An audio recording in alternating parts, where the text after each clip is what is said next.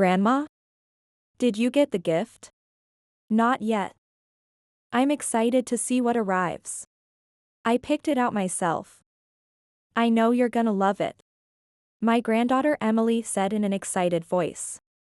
It seems like Emily thought of something special to send me to make me happy. After my video call with Emily, about 10 minutes later, a package arrived. I've got a package for Linda. Surprised by how light the package was, I tilted my head and said, "Oh?" Just to be sure, I checked the sender, and it was indeed my eldest son's name and address. What could it be? I furrowed my brow and muttered, and the delivery man looked a bit confused. "Excuse me, is something wrong?" "Oh, no. Sorry, it's nothing. Just talking to myself. My eldest son, Michael, works for a top trading company, and he sends me a gift every year, but it's never been this light." I brought the package inside and opened the box. What is this? I couldn't believe my eyes. Inside the box was nothing but a single, worn-out rag. Beneath it was a cute envelope with an anime character on it. When I opened the envelope, in messy, hard-to-read handwriting, it said, "Thank you, Grandma, for everything." In the corner of the letter, it was signed, Emily. That's it? Interesting. I was completely thrown off by the unexpected gift, my mind racing, trying to figure out what was going on. My name is Linda, and I'm a 65-year-old homemaker. I got married in my 20s and had my eldest son, Michael. Later, I had a second son, and we were blessed with a trouble-free, happy family life. Both boys were healthy and never caused trouble, both growing up to be kind and straightforward men. Someday, when we're grown up, we'll definitely repay the good life you and Dad gave both of us. It is a blessing raising both of you. Once they finished their studies, both of them entered society and began living on their own. A few years ago, Michael got married, and the following year, Emily was born. Emily is so adorable. I finally understood what they meant by you could never love her too much. Since Emily is our first grandchild, my husband and I absolutely doted on her. Michael, though slightly amused at us, never failed to call and update us on how things were going. Emily can write her name in cursive now. Really? Kids grow up so fast. However, for some reason, Jessica, Michael's wife, seemed to dislike us. "Mom, please stop spoiling Emily too much. She's our child, and I don't want her getting the wrong kind of mentality growing up. Even if you say we're outsiders, Emily is still our granddaughter. We're family, so what's the harm? If Emily gets too attached to you and stops listening to me, it'll interfere with how we raise her. We really can't have that. Please don't get too involved moving forward. Even if you tell me not to get involved, it's not like we see her every day. What's wrong with spoiling our granddaughter once in a while? Is that so bad?" "Yes, it is. This is how we've decided to raise her." With that, I couldn't argue any further. As Emily's birthday approached. Emily's birthday is coming up soon, right? I wonder what I could get her that she'd love. Excited, I called Jessica to ask her. Jessica responded in a flat voice. "That won't be necessary. We already have too many things, the house is getting cluttered. And the time when there was a field day at Emily's daycare, we didn't get any notice ahead of time either. We just wished you'd told us sooner about the field day. We would have loved to come and cheer for Emily." When I complained, Jessica scoffed. "We thought it would be more of a hassle for people coming from far away, that's all. This sort of thing happened over and over. Occasionally, Michael would send us family photos." The next New Year, Emily was happily baking cookies with Jessica's parents, and during summer, Jessica's parents brought Emily camping and fishing for a couple of days. It felt like Jessica's parents were enjoying all the time we could never spend with Emily. Every time I learned about it, I felt this deep, unshakable loneliness, as if we were the only ones being excluded from Michael's family. A few years later, my husband passed away.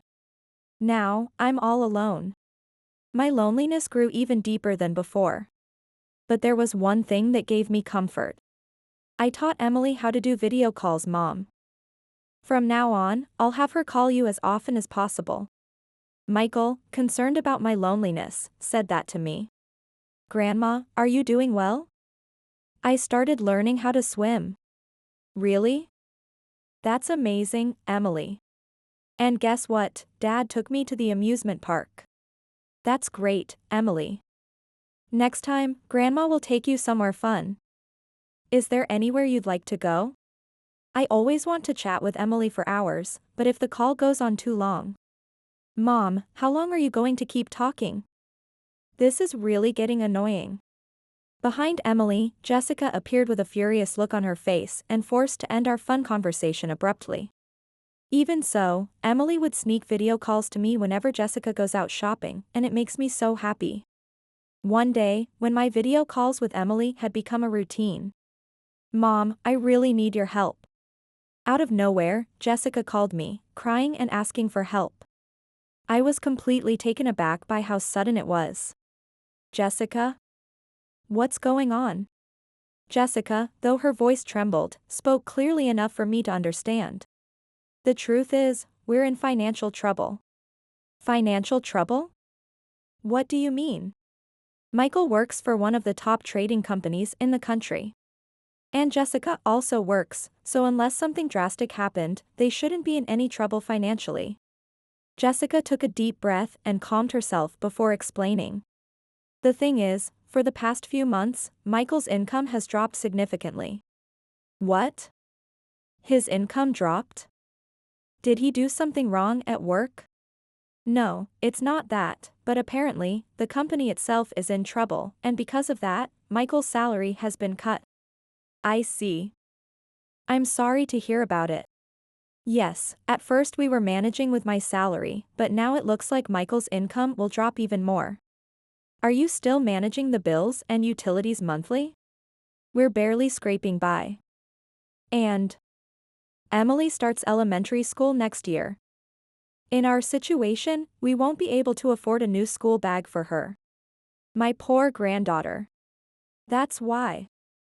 I would like to ask you for a favor, Mom. You need money, right? I understand. How much should I transfer? I'm really sorry, Mom, but could you lend me about $200? I promise I'll pay it back as soon as I can. Don't worry about paying it back. What matters to me is that Emily's needs will be covered. After hanging up, I immediately wired Jessica the $200. Thank you so much, Mom. This will be a big help, thank you. Please forgive me for how I acted and treated you up until now. Jessica kept thanking me, crying as she did. It's all right now. Don't cry, Jessica. And please, don't tell Michael. If he finds out I asked you for help, it would hurt his pride. He's already feeling down because of the salary cut. I understand. I think that's for the best too. Thank you, Jessica. I felt deeply moved by Jessica's concern for Michael, even in such a tough situation.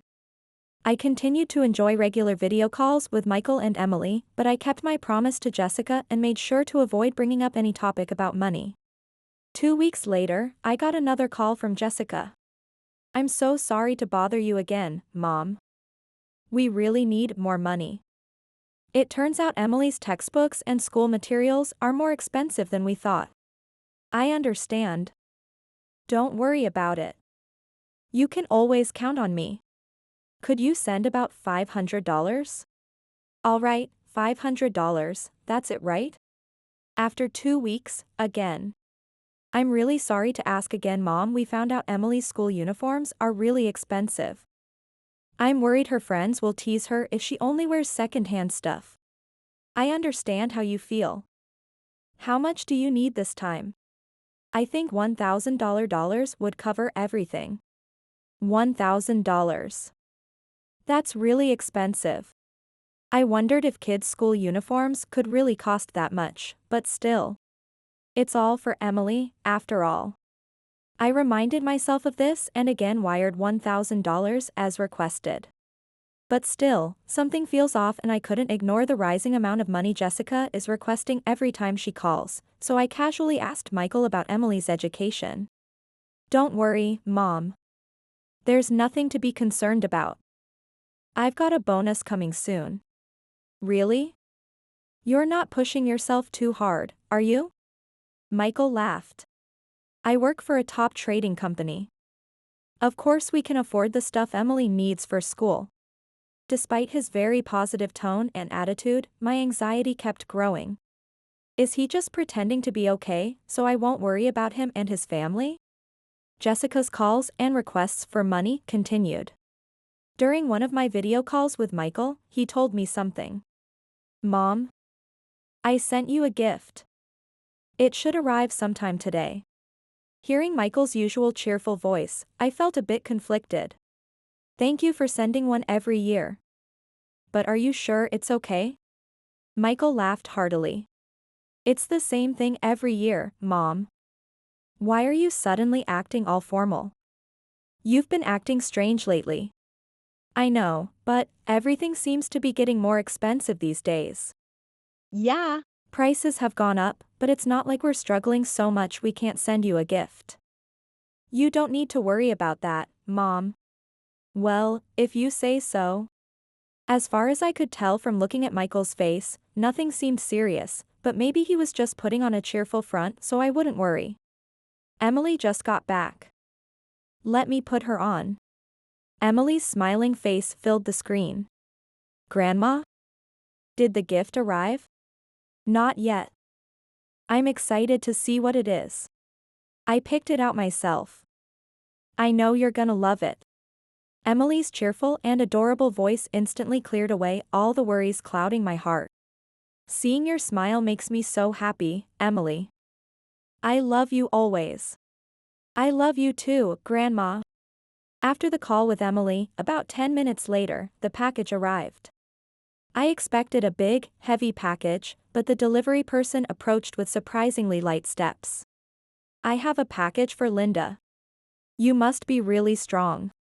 I laughed in admiration, but the delivery person looked confused. No, not at all. Oh, could you sign here, please? I received the package and tilted my head, saying, oh? Just as the delivery person said, the package I received was very light. Just to be sure, I checked the sender, and it was Michael's name and address. What could it be? I furrowed my brow and muttered, and the delivery person looked a bit more confused. Excuse me, is something wrong? Oh, no. Sorry, it's nothing. Just talking to myself. I laughed it off, and the delivery person seemed relieved. Thank you very much, he said as he headed back to the truck. I brought the light package inside and opened the box. What is this? Inside the box was nothing but a single, worn-out rag. Beneath it was a cute envelope with an anime character on it.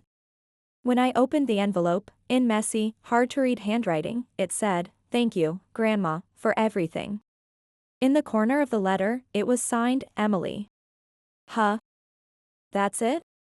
No matter how financially troubled they might be, sending a worn-out rag is way too strange. If that's what they intended to send, Michael wouldn't be calling me as if nothing was wrong. Michael seemed confident in the package he sent. Also, the letter from Emily felt off. I remember when Emily learned to write in cursive and showed me how she could write her name during a video call, it was much neater than this. Did Emily really write this letter? I immediately called Michael's house. Grandma? Did the package arrive? Did you like it? Emily's voice was just as bright and cheerful as before. Thank you for the gift.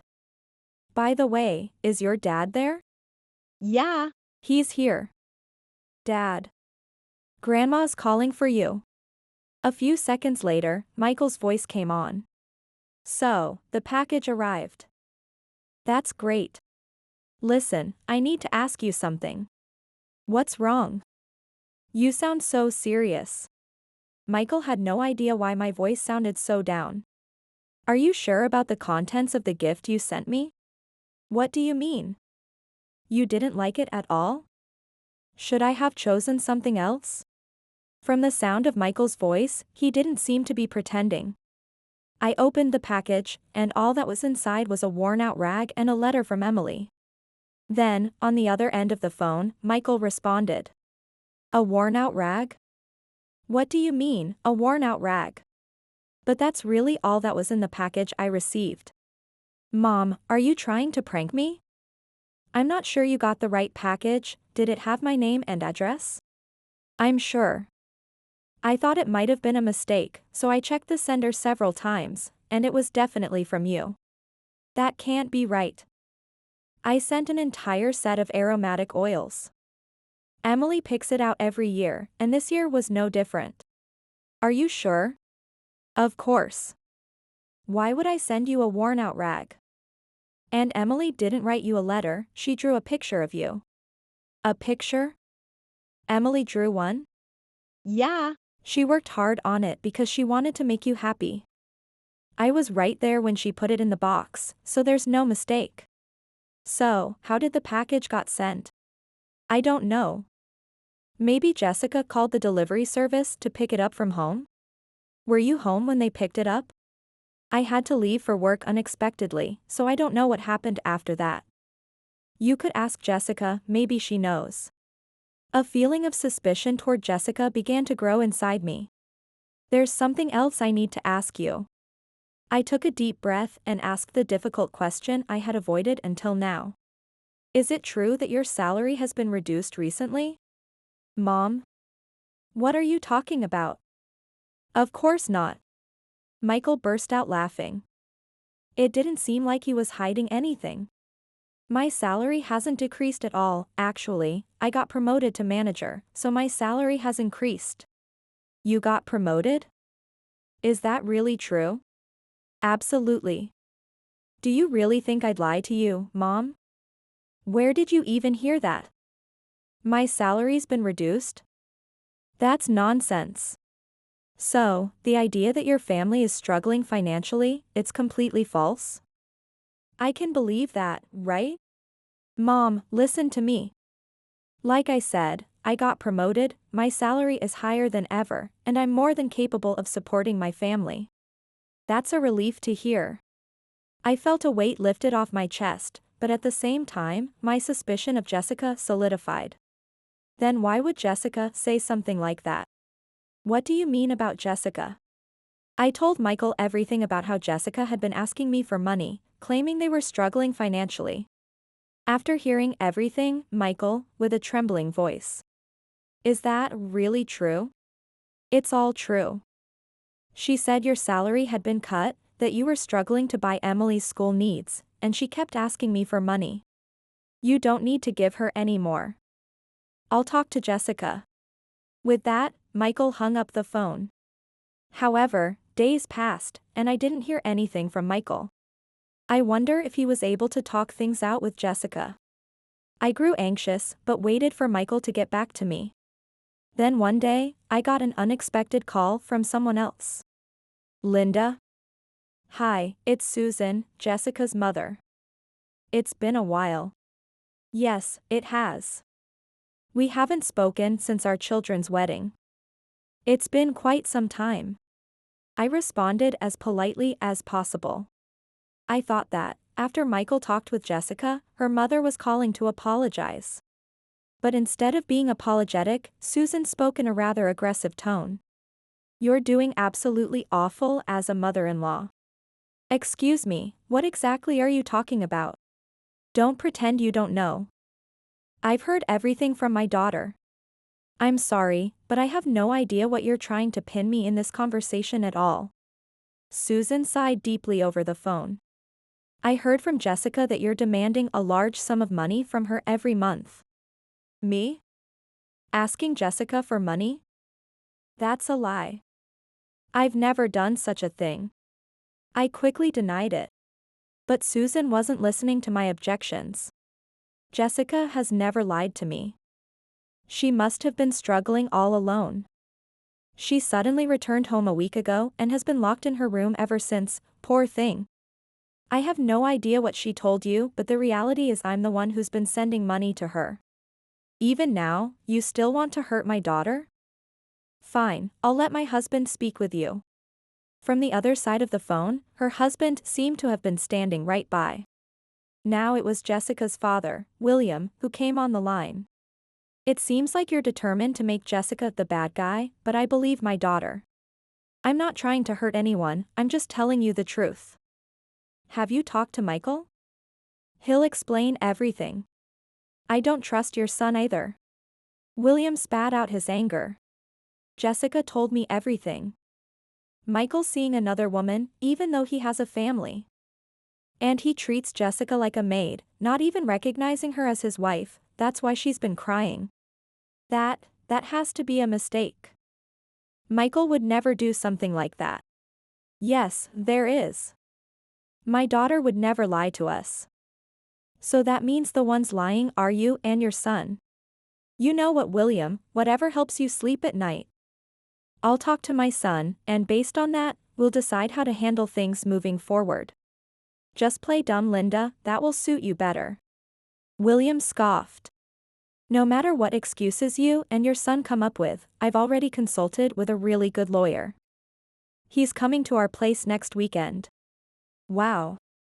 Before even talking to me, you already consulted a lawyer, didn't see that coming. Then the voice changed back to Susan. No matter how much noise you make, we're quietly moving forward with the divorce. And, of course, Jessica will get custody of Emily. You can't just decide that on your own. Isn't it obvious? After all the awful things you've done to my daughter, there's no way we're letting you see Emily. For her future, we're cutting all ties with you. With that, Susan hung up abruptly, not giving me a chance to respond. Not being able to see Emily. Before I could even feel down, I quickly gathered myself and called Michael to tell him what Jessica's parents had just said. Surprisingly, Michael responded calmly. Next weekend, huh? All right, I'll meet them at Jessica's parents' house to talk. He answered in a composed manner. The weekend we had agreed upon arrived, and the three of us, Emily, Michael, and I, headed to Jessica's parents' house. As we entered the living room, William folded his arms and glared at us. I'm surprised you had the nerve to show up here. He laughed, looking down on us. Jessica lowered her head so her parents couldn't see her face and smirked at me. It's been a while, Jessica. I bit my lower lip, suppressing my anger as I spoke. Emily, Grandma and the others need to have an important talk now, so go play in the next room, okay? Okay. I understand. Once I saw that Emily had gone into the next room, the lawyer hired by Jessica's parents began to speak. Shall we begin? Then Susan spoke up first. We cannot suppress our anger toward you and your family after everything that's happened. Not only did Linda demanded large sums of money from my daughter every month, also your son, Michael, cheated on her as well. William gently patted Susan's shoulder as she began to cry. We demand a sincere apology from you, Linda, along with full repayment of the money you took from Jessica, plus damages. We will also seek damages from Michael for the emotional harm caused by his affair, a divorce from Jessica, and child support for Emily. I couldn't let this pass, so I immediately tried to refute their claims. Everything you're claiming is completely unfounded. Therefore, we cannot comply with any of your demands. Then show us proof. Susan said with a triumphant smile. I pulled out my bank account records from my bag and showed it to them. Here's your proof. The claim that Jessica asked for money from me is completely false. In reality, I'm the one who sent money to her. You can see it clearly in this bank book. The lawyer whispered with Jessica's parents. And what about the matter of Michael's alleged affair? Michael shook his head. I completely deny any affair, but unfortunately, I don't have a way to prove that. Hearing this, Jessica smirked. But this time, it was Michael who grinned. However, I do have plenty of evidence proving that my wife is the one having an affair. He said confidently, and Jessica and her parents were wide-eyed in shock. This is the bank account where I record our household expenses. Michael began, giving them some context. Take a look here. Every month, my mother sends money to Jessica, and then that same amount is transferred from Jessica to a different bank account in the name of a man I don't know. Indeed, the amounts match exactly. The lawyer nodded. Then Jessica suddenly panicked. This is fake. You and your mother are clearly in on this together. She started crying out dramatically. But with no tears falling from her lowered eyes, I could immediately tell she was faking it. Michael continued. A few days ago, I hired a private investigator to look into Jessica's actions. I just received the report. With that, Michael placed a large folder on the table and spread out the documents inside. The documents detailed Jessica's meetings with a younger man and recorded everything they did together. There are also dozens of photos attached as evidence. It seems their meetings continued even after Jessica came back to stay with you. Weren't you aware of this? Jessica's parents were left speechless, unable to respond. Indeed, with this much evidence, we cannot help but question your daughter's fidelity. The lawyer said with a sigh. After receiving the report, I confronted the man in the photos. He denied it at first, but when I showed him the pictures, he quickly admitted to the affair. That's invasion of privacy. Jessica screamed, but Michael's report wasn't finished. This man is currently unemployed. When he runs out of money, he relies on women to support him. He's what you'd call a male gold digger. By the way, it seems that Jessica isn't the only woman he's involved with, there are several others. Jessica. Is that true? And no, it's a lie, this is all just their made-up nonsense. Michael brushed off Jessica's objections.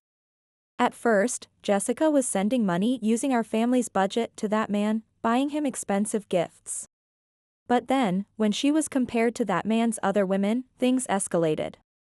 She can't use all our family budget and she ran out of our money, so she tricked my mother into giving her more. So, what's the truth, Jessica? You've heard all of this, now answer clearly. Shut up. It's all true. I admit everything. Jessica shouted, admitting to everything. The money I tricked your mother into sending me, I transferred it all straight into that guy's account. While Jessica was flustered, Michael remained calm. Fact of the matter is, I've already hired a lawyer and we're moving forward with the divorce and a claim for damages. Hearing this, Jessica's parents panicked. Michael. Let's talk this over like civilized individuals, forget about the divorce. Don't go through with it. If you do, it will really damage our reputation. I mean, you don't really want to divorce her, do you? That's right. Now, we understand what our daughter did is unforgivable. But what about Emily? If her parents get divorced because of all this, how will she? William and Susan, do you know how I found out about Jessica's affair? Michael asked. Jessica's parents glanced at each other but didn't seem to have an answer. Emily, come here. When Michael called out Emily, who had been playing in the next room. What is it, Dad? Ran over to him. Emily, tell everyone what you told Daddy the other day. Emily looked up at Jessica and said, Mom, after you and I go to bed, she always goes out. One night, I watched her from the window, and she left in a car with a man I didn't know. Stop it, Emily. I hate you, Mom. You're always on the phone when I talk to you, and you never take me anywhere. You didn't even make me lunch for the daycare field day. And then Emily, with clear determination. I don't need Mom anymore. I have Dad and Grandma. I want to live with them. That's it. You abandoned your own child to run around with another man. I can't trust someone like you to take care of her. I'm going to raise Emily, and I'm divorcing you. Michael declared firmly. Jessica and her parents resisted the divorce until the end, but as more evidence of her affair came to light, Michael and Jessica's divorce was finalized soon after. It also turned out that Jessica was the one who swapped the real package with worn-out rag and the flimsy letter for the gift Michael and Emily originally prepared. Emily kept video chatting with that old hag, so I didn't have time to talk to him. It was so annoying. All of Jessica's motives were tied to her affair. Jessica, how can you call yourself a mother? I sighed deeply in disbelief. You and that guy are both going to pay damages. You didn't just deceive me, you disrespected my mom and Emily too. No, wait. He's unemployed. We're already struggling enough as it is. Not my problem. Help him find a job and pay up. Michael coldly cut off Jessica and made her and her affair partner pay the damages in full. After that, Michael and Emily moved into my house. Yay! Now I get to see Grandma every day, Emily said, bursting with joy. As for Michael, he was able to stay with his company, and they arranged for him to transfer. I explained the situation, and my boss was really understanding. It was a big help. Suddenly, the house was lively again, and I started cooking with more enthusiasm than ever. Today, Jake from my class told me he likes me. Oh really? That's nice, Emily, you're so cute, no wonder you're popular at school. Hey. She's still in elementary school. It's way too early for that. Why are you so serious? As her father, you should be a bit more composed. When I scolded him, Emily burst into laughter. Anyway, now that Emily is in elementary school, she's already made new friends and seems to be having a great time, which gives me peace of mind. It's really nice to have the whole family gathered around the table like this. I vowed to keep protecting Emily's smile.